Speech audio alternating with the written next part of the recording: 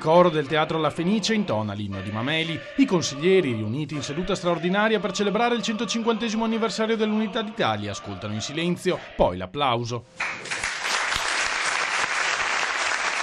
È il momento culminante delle celebrazioni ufficiali organizzate da Cafarsetti, ma se l'esecuzione del coro è impeccabile, la nota stonata sono quelle 15 sedie vuote, un terzo dei consiglieri aveva di meglio da fare e c'è anche chi non sarebbe venuto comunque. La mia Repubblica è nata nel 25 marzo del 421 e per me sta ancora continuando. Abbiamo avuto sicuramente degli intoppi o dei trabocchetti, un rimpallo tra Francia e Austria e alla fine con una truffa l'ha vinta l'Italia.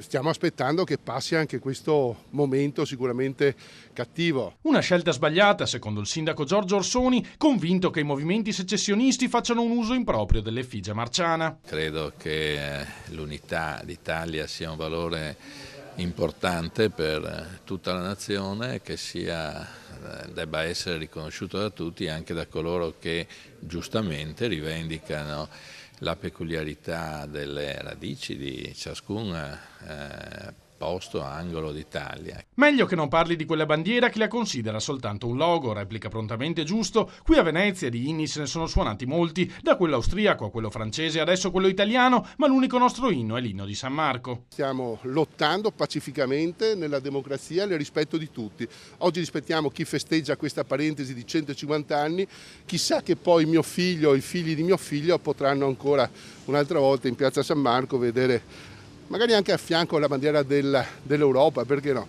Però finalmente ritornare alla vera bandiera della nostra città e anche la bandiera del Veneto, la bandiera di San Marco.